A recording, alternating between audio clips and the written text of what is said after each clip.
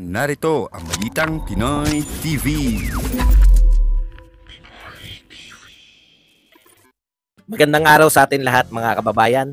Dito na naman tayo sa another episode ng ating vlogs.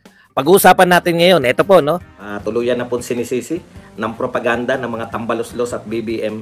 Ito pong si Pangulong Duterte na siya raw po ang may kasalanan kung bakit po nagtataas ang presyo ng mga bilihin, lalo na po ng bigas, bigas po.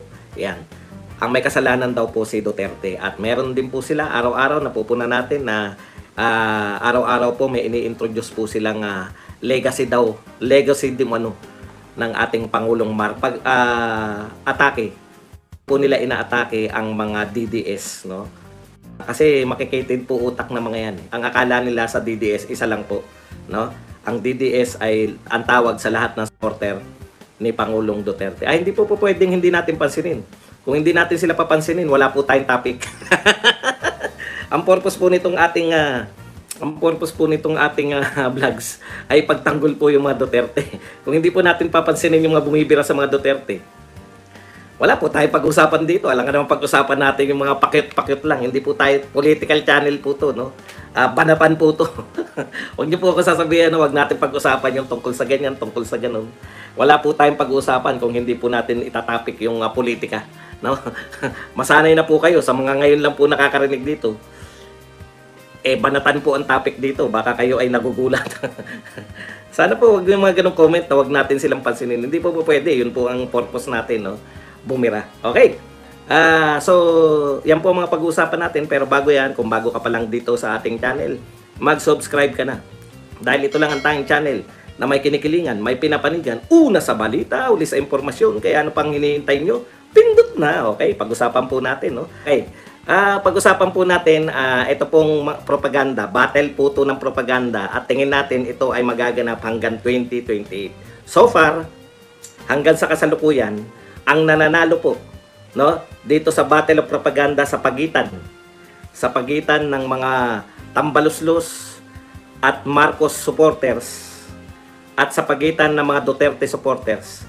Sa kasalukuyan, ang nakakaungos po yung mga Duterte. Ano po patunay niyan? Ang patunay po niyan, number 1 si Sara Duterte at ang DepEd sa lahat ng uri ng survey na ginagawa, nakalahok si BP Sara. Mapa-presidential, mapa sa trust rating, approval rating, number 1 po si Sara Duterte. So lahat po, si Tatay Digong naman, si Duterte, ay number 1 po sa mga senatoriables kung siya po ay isinasama.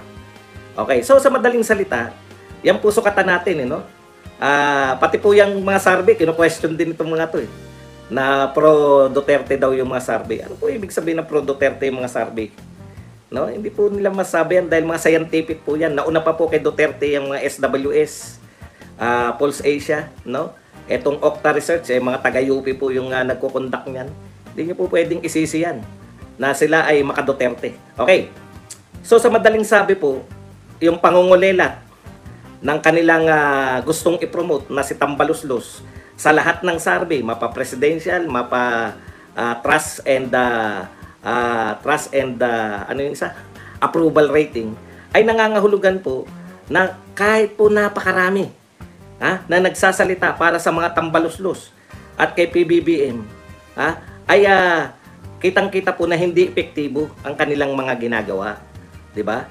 Ngayon, ito po, kung tutuusin, dapat sila may advantage sa propaganda kasi ang dami talaga, ang dami as in ang dami. Kaya lang hindi ka panipaniwala Ang problema nila, miski sininyo, ginagawa po nilang source ng kanilang information. Sininyo, na mismo yata sininyo, hindi naniniwala sa kanya. Okay, pag-usapan muna mas kilala sininyo bilang kap di ba? Kilala yan. Ngayon, yung mga hindi po political na tao at kilala sininyo bilang sikap ninyo, matatawa pa sa inyo. Kayo pong mga tambaluslos at BBM supporters. Pag ginamit nyo po sininyo, pagtatawanan pa kayo ng mga taong hindi kilala sininyo na political vlogger pala Pag sinabi nyo ang source nyo ay sininyo, akala nila patawa lahat yun. Okay, ito po isa-isahin natin Akala ko nang una, may nagpauso lang dito sa mga taga-Twitter. Hindi ko po alam ang kaganapan sa Facebook. Medyo dito tayo nakababad sa Twitter. Mas una kasi rito. Akala ko dito sa Twitter, meron lang nagmarunong na sinisi si Tatay Digong yung RA, yung Rice Tarification Law. Yung batas po na naganap, nagawa nung panahon ni Tatay Digong. Nakahanap po sila eh. Hindi po nila kayang lutasin. Yung pangako po na 20 pesos na bigas, hindi po kayang lutasin ng mga ng kasalukuyang administrasyon. Hindi niya nga kayang mapababa yung presyo. Sa dati na lang, wag na yung 20 pesos. Alam na natin na hindi totoo yan. Hindi magaganap at kalokohan. Okay. Sa madaling salita, ito pong 20 pesos, wala nang umaasa diyan. Mabalik na lang sa dati sa presyo ni Tatay Digong, no?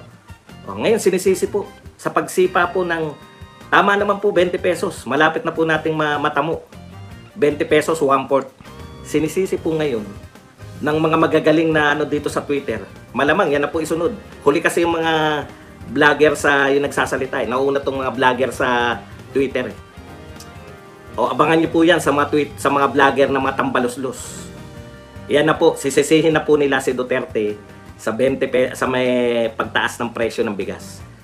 Yung tarification law, no? Ako hindi ko po sasagutin yan. Yung mga katarantaduhan niyo. Kalokohan po yan. Bakit? Kailan po ba tumaas yung presyo ng bigas? Ngayon. Ang pinag-uusapan natin presyo, yung presyo ngayon. Ano pong petsa ngayon? 2024. O, nag-start po yan noong nakarang taon, di ba? Kung ang sisisihin nyo po, kung bakit mataas ang presyo ng bigas ngayong 2024, ay yung presidente noong 2016 hanggang 2022, may malaki po tayong problema. Ibig sabihin, wala tayong kapag-asa na lutasin yan ng kasalukuyang gobyerno kasi yung kanyang mga vlogger isinisisi na sa dati.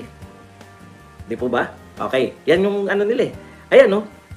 Ito pa sabi ng anak ng pating. Nakita niyo po yung mga vlogger nila sa Twitter? Hindi natin alam kung totoong mga tao to. Si Jerome, ang sabi ni Jerome, the most idiotic law signed by Duterte is the Rice Tarification Law. Ito pa dagdag niya, the most idiotic propaganda of the DDS shit is the rice price increase. Wala palang nagaganap talagang rice price increase. Ayon dito sa mga tambaluslos at BBM supporter sa Twitter, wala naman talagang rice price increase. Ito po ay propaganda lang daw ng mga DDS shit. Yung mga Duterte supporters lang daw po ang nagpo-propaganda na mayroong pagtaas ng presyo ng bigas. Ganyan po nila, no? Pati kayo, ikaw na nakikinig ngayon, ikaw sa YouTube, ikaw sa Facebook, at ikaw sa TikTok, sabi ng mga BBM at tambaluslos supporters, tambaluslos vlogger, dito sa Twitter, hindi naman daw totoo na tumataas ang presyo ng bigas. Akalain nyo, pati yung katotohanan, gusto na nilang sabihin na hindi totoo. Anak ng tinapay naman, no? Paano mo susolusyonan yung problema na hindi mo inaamin na mayroon? Di ba ang unang paglutas ng problema, aminin mo muna na may problema. Bakit nyo sasabihin na wala naman daw talagang pagtaas ng presyo ng propaganda lang daw? Pumunta ka sa tindahan. Itanong mo ang presyo. Pag sinabi sa'yo 70 isang kilo, ay manang, niloloko nyo naman ako. DDS po ba kayo? Bakit 70 ang kilo? Hindi naman po tumataas ang presyo ng bigas. Sabi dito sa Twitter, propaganda lang daw ng DDS. DDS ka ba, manang? Tanong nyo rin sa nagtitinda ng bigas na 70 pesos isang kilo. Sa tindahan yan, 70 pesos ang bigas. Sabihin nyo, propaganda lang po kayo. Hindi po totoong mataas ang presyo. Naloko na ang Pilipinas. Grabe kasi nungaling nito mga hinayupak na to. No? Maipagtanggol lang po yung kanilang Panginoon na si Tambaluslos at si Apo Marcos. Pati po yung katotohanan ng alam natin, ay iibahin po nila. Okay, sige nga, paliwanag mo nga na hindi talaga na totoo yung sinasabi ng mga kabatch mo. Ngawa-ngawa lang daw tayo. Ngawa-ngawa ba to? Hindi talaga totoong mataas ang presyo ng bigas? Kayo naman, no? Niloloko nyo naman pati sarili nyo. Baka libre bigas ka, Brad. Kaming bumibili ng bigas, alam namin mataas ang presyo. At hindi yung kasalanan ni Duterte dahil tapos na yung termino ni Duterte.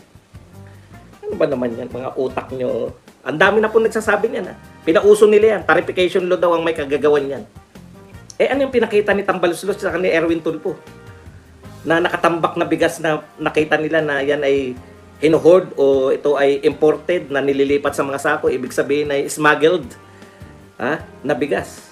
Wala na yung smuggling, wala na yung hoarding na dahilan ng pagtaas ng presyo. Dahil lang sinabi nyo na may kasalanan si Duterte. Dahil hindi kayo makahuli ng smuggler, hindi kayo makahuli ng hoarder. Sasabihin nyo na ngayon na may kasalanan, propaganda lang yan ng mga Duterte supporter. Aba, napakalaking kagaguhan naman yan. Huwag nyo naman kaming bulahay. Kaming mga bumibili ng bigas, alam namin yung pagtaas ng presyo. Pag pati yung katotohanan, kino-question nyo na, malaki po ang problema natin. Hindi nyo kayang itokis ang katotohanan. Mataas ang presyo ng bilihin, mataas ang presyo ng bilihin. Naintindihan nyo? Okay. Paano ko naniniwala na dilawan na po ang nagpapatakbo ng propaganda nitong mga tambaluslos? Ito na nga mga kabalita. Ano na ang masasabi nyo patungkol sa balitang ito? Please comment down below mga kabalita. Pag-usapan natin yan sa comment section. At kung di ka pa nakasubscribe sa ating channel, baka naman